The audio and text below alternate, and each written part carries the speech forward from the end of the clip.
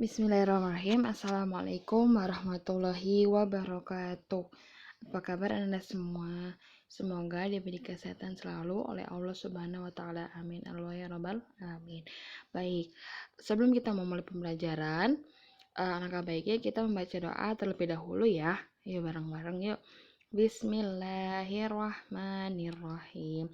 Rabbi jidni ilman warzuqni fahman. Amin. Allah ya rabbal alamin. Nah, baik. Sekarang melanjutkan tematik yang kemarin ya. Kemarin kan sudah belajar tematik peristiwa alam. Bagian pembelajaran kedua ya. Nah, karena kemarin libur jadi double ya. Sekarang pembelajaran ketiga. Jadi subtema 4 pembelajaran ketiga.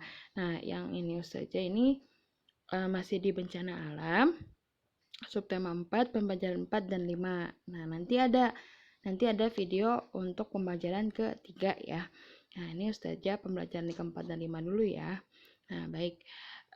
Di dalam bencana alam ini sama yang seperti di pembelajaran kemarin, tapi ini mari beraktivitas air. Nah, dibuka bukunya halaman 180 ya. Nah, di situ ada mari beraktivitas air. Apabila terjadi banjir, air akan mengenangi jalanan. Kaki sulit melangkah karena terasa berat. Ayo kita latihan berjalan dalam air. Selalu siap siaga apabila bencana datang. Amati gambar berikut. Nah, amati ya gambar ini ya. Ada pertanyaannya nih, apakah yang Udin dan teman-temannya lakukan?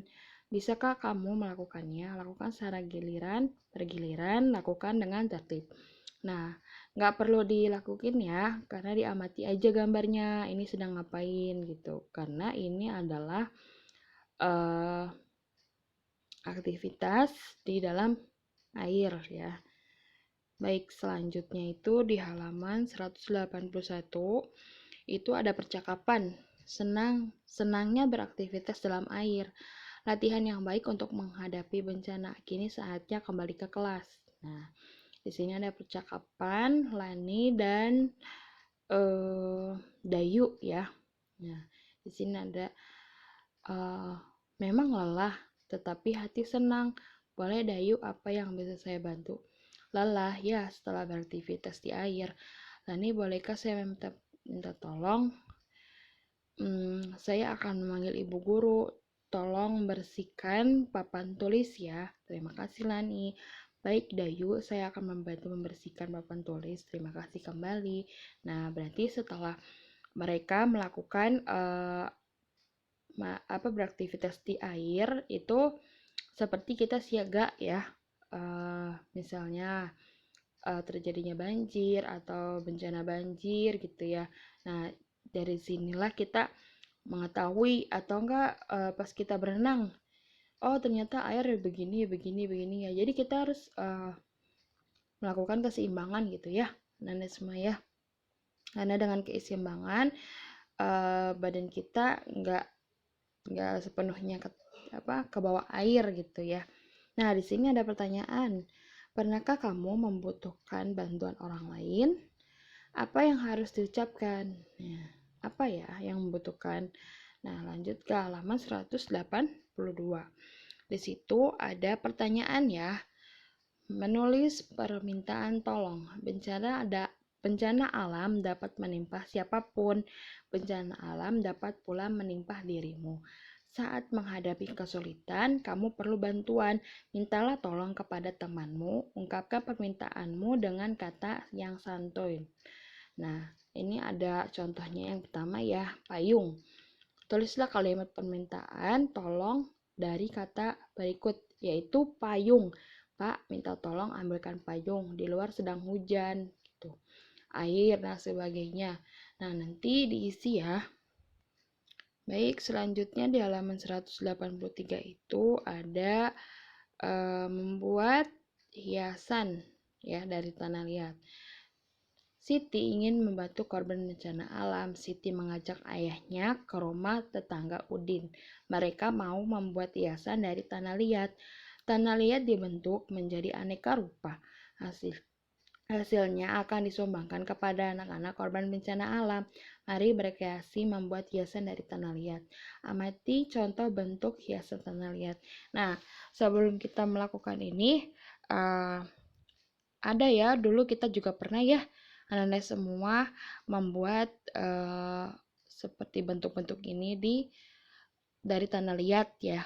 Sebelumnya pernah ya di tematik 7 atau enggak di tematik 7 ya. Nah, udah gitu Ananda membuat tanah liat, membuat berbagai macam bentuk dari tanah liat. Gak usah dipraktekin ya, kita kan udah pernah. Nah, lanjut ke pembelajaran kelima, yaitu, amati gambar berikut. Apabila terjadi bencana alam, bantuan sangat diperlukan. Kita bisa meminta tolong kepada orang lain. Siti dan teman-teman sedang berada di balai desa. Mereka sedang membantu mengisi bak penampungan air. Mereka saling menolong. Amati Udin dan teman-teman di bawah ini. Nah, karena kalau banjir itu kita mesti punya, kalau ada pertolongan juga dari tim SAR ya biasanya. Terus ada juga dari warga-warga terdekat mungkin yang punya air bersih, terutama air bersih ya, karena air bersih itu penting, apalagi kita bisa masak air bersih itu untuk diminum. Terus untuk nyuci baju, nyuci piring ya, diperlukan untuk air bersih. Dapatkah kamu membuat permintaan tolong dari gambar tersebut? Nah, ada pertanyaan ya. Pilih gambar yang kamu inginkan sesuai ungkapan permintaan tolong sesuai gambar. Ungkapkan permintaan tolongmu dengan santun. Nah, nanti ini ada tugas ya di halaman 184 itu mengisi di pertanyaan yang itu. Tapi Anda semua pilih mau yang A atau yang B ya. Baik, lanjut ke halaman 185. Nah, di situ ada percakapan ya. Matahari bersinar terang, angin bertiup sepoi-sepoi. Siti dan teman-temannya telah selesai mengisi bak menampung air. Mereka kemudian beristirahat di aula balai desa. Dayu, kamu terlihat pucat. Apakah kamu sakit? Tidak tahu, Siti. Saya merasa lemas, mungkin lelah setelah kegiatan tadi. Coba saya pegang dahimu. Wah, badanmu terasa hangat. Apakah kita bisa mengukur suhu dengan tangan? Mengapa? Nah, mengukur suhu dengan tangan itu bisa ya. Jadi kayak Anda semuanya pasti pernah sakit ya. Kayak demam atau menggigil atau kayak sakit gigi gitu ya. Pasti ada gitu. Jadi pasti Umi atau Abi atau kakak di rumah pernah megang dahi Ananda gitu. Wah, panas nih anak gitu. Wah, panas nih saya gitu.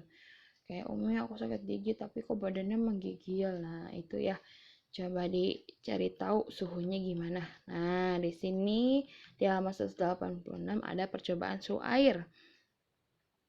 Nah, bisakah kita mengukur suhu dengan tangan? Edo ingin membuktikan hal itu. Edo akan membuat sebuah percobaan untuk merasakan suhu panas dan dingin. Edo mengajak teman-teman ke rumahnya. Edo mengajak mereka mengikuti percobaannya. Teman-teman, ini petunjuk percobaanku. Saya akan membacanya. Tolong didengarkan ya, agar kalian tahu caranya. Terima kasih. Nah, jadi Edo itu membuat percobaan suhu ya. Nah, di halaman berikutnya ada. Nah, ini ya petunjuk percobaan Edo. Nah, yang tadi ya, maaf ini nggak bisa diputar lagi. Nah, untuk tugasnya. Nah, yang tadi itu ada berikut petunjuk percobaan Edo ya. Nah, di situ itu Anda semua cermati, dibaca dari 1 sampai akhir, dari halaman 187 sampai 188. Karena nanti Anda semua melakukan percobaan suhu air ya. Nah, di halaman Terakhir, ini yang di tabel tadi di halaman 189 nanti diisi ya. Nah, untuk tugasnya menjawab pertanyaan di halaman 181, 182 dan 189. Karena pertanyaannya cuman satu-satu gitu, tapi dicermatin ya. Minta tolong sama Umi dan Abi atau kakaknya di rumah ya. Dan yang terakhir itu melakukan percobaan suhu air pada wadah di halaman 187 dan 188 divideokan. Nah, yang seperti Ustazah berikan tadi, di halaman 187 dan 188 itu dibaca, dicermati apa aja yang wadah yang harus dimiliki. Mungkin kalau di situ Ustazah udah baca ya, karena memiliki 3 wadah sama bentuknya, sama ukuran airnya, dan nanti Ananda semua celupkan ke tangan dari wadah A ke C misalnya, terus B ke A gitu ya. Nah, di situ di kolom di 189 itu ada yang namanya kolom tabel ya. Ada tabel percobaan suhu air. Nah, nanti Ananda aja nulis di sini. Yang pertama, Ananda siapa, terus wadah A, wadah B, wadah C. Suhunya terasa apa? Misalnya, seperti dingin yang wadah A, terus yang wadah C sama dingin. Terus dua-duanya kedua tangannya masuk ke wadah B, terasa hangat misalnya. Terus di sini ada urutan suhu air pada wadah dari yang terpanas. Nah, jadi tadi ngerasa yang panas yang mana? Misalnya B, C, A atau A, C, B gitu ya, Anda semua ya. Nah, jangan lupa tugas-tugasnya dikasih nama, kelas, dan mata pelajaran apa hari ini. Dan jangan lupa ya selalu tahfiz walaupun Ustazah belum koreksi ya. Insya Allah nanti malam Ustazah koreksi tahfiznya Anda. Terima kasih. Semoga Anda bisa mengerjakan dengan baik dan benar ya. Terima kasih. Wassalamualaikum warahmatullahi wabarakatuh.